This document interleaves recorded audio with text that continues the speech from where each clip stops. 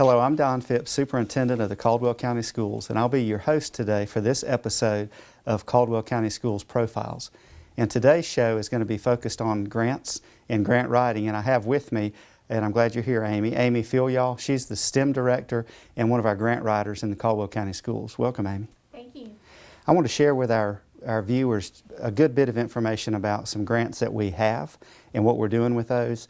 Also some things that you may be looking at, and then some pointers if you could offer it to viewers about what you do when you're going through the grant writing process. But I wanted to begin and just highlight a few things that I've got on my notes here. A few of the grants that you've been able to obtain for us. The Blue Ridge Community Foundation grant from Blue Ridge Electric, $29,000 in 2014.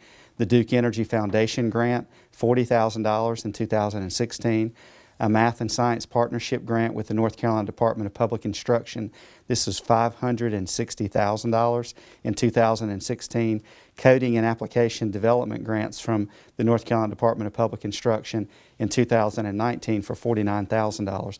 And I know that's not all of the grant work, that's just some highlights. But talk to us a little bit about the grant writing process and what that allows us to do in Caldwell County. Well, the grant writing process involves looking for a need that we can fulfill to make education better for students. And that starts usually by talking to students, parents, teachers, and administrators to get all stakeholders involved. And that can be through surveys, it can be through one-on-one questioning. And once we determine that need and meet together as a group, we then can narrow down our focus and look for specific funding to meet that objective. And a lot of your work in previous years has been surrounding the work you're doing down at Patterson when we had our Science Center there. And I know that you've branched out and you're doing quite a bit more outside of just areas of science, technology, engineering, and math, which is what we generally refer to as STEM, and we'll talk about that too. But is that true in terms of other areas of interest that people are coming to you with ideas and you're helping them with grant writing? They are. So I've had the opportunity to work on grants to get SRO officers, also to improve wraparound during the COVID times, and to even work on finding ways to irrigate the baseball field at High Brighton High School and get outdoor classrooms. So the array of grant opportunities this school year has been interesting. And I was a part of a virtual awards program this week with Bright Ideas with Blue Ridge, and I know they're doing a lot of work. We've had some outdoor classroom grants that have been written, so it's an exciting time. What does that money coming in, how does it help us in terms of resources provided or services provided that we might not normally have? Well, not only does it help us during COVID because of social distancing and allowing kids to get outdoors and space out and have a place to congregate together and the teacher to have the materials they need to teach a classroom, but it's going to help us beyond COVID.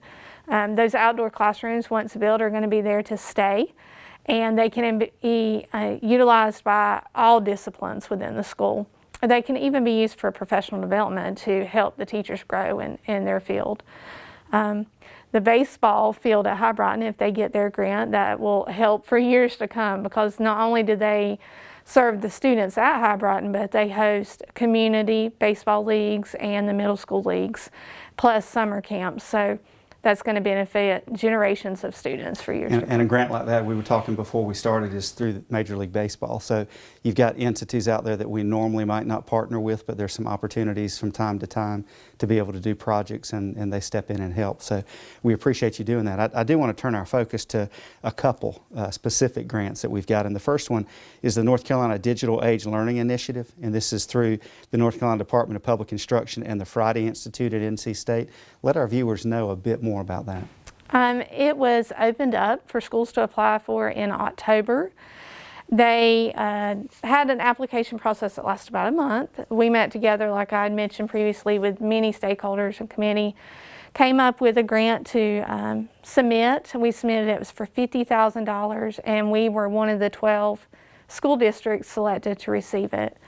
The grant funding has started trickling in, and we are now in the process of hiring digital learning coaches, one per school. Not really hiring, but it's more of an opportunity to serve your school and better yourself as a teacher leader to grow in digital technologies, and that's especially needed now more than ever. These digital learning coaches will receive Google certification level 1 and 2, and they're going to take that back to their faculty and teach them what they learn, as well as some other micro-credentialing coursework. Now, there's a connection there to a noteworthy author too, isn't there? There is Matt Miller. We were lucky enough to contract services with him for many things. So he is the author of Ditch That Textbook and Tech Like a Pirate. His new book, Learning the Ins and Out of Google Classroom, is coming out, and he offered it to us for a discount plus workshops. So we're going to get him to do workshops at our technology showcase in June. He's our keynote speaker.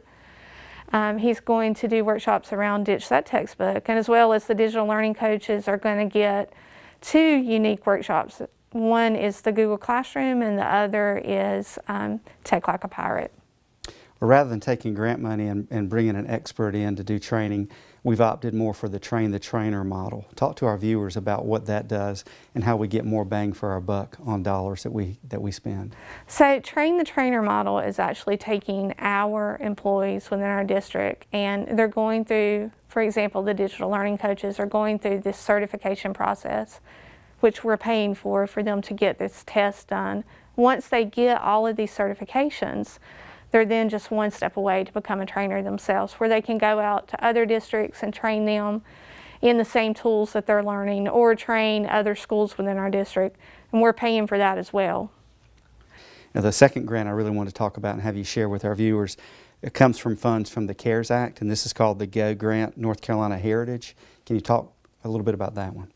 Yes, those are the outdoor classrooms that we've applied for, and several schools have already been awarded funds.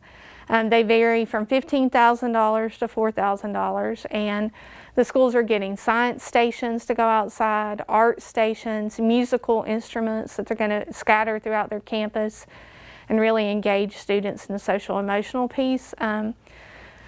And then they're also getting the outdoor classrooms. So these are going to be covered shelters with tables, hand sanitizing stations, receptacles to throw away their trash. They're going to have whiteboards, TVs, chalkboards for the old school time, and lots of outdoor materials that they can engage in bird watching. So they're getting some binoculars.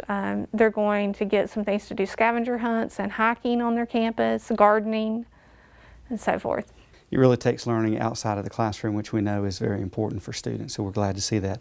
As we wrap up, I wanted to ask you, being a veteran and successful grant writer, what would you share with our viewers in the realm of writing grants that are some tips or pointers that you might be able to share with them? I think the best pointer would be to really read the guidelines for the grant to make sure that it fits your needs and it's something that you can fulfill with your school and your district. And once you read those guidelines, you need to set up a timeline for yourself and stick to it, and don't be afraid to ask for help. It takes more than one person to make a grant successful, so you need a good team to work with. Well, we appreciate your work and all those efforts, and certainly there are opportunities provided to our students and faculty that wouldn't be otherwise, and we're grateful for your work as well as the partners and the funders of all of our grants. We hope this has been informative. We wish you all a very happy Thanksgiving and look forward to seeing you in our December episode. Thank you for joining us.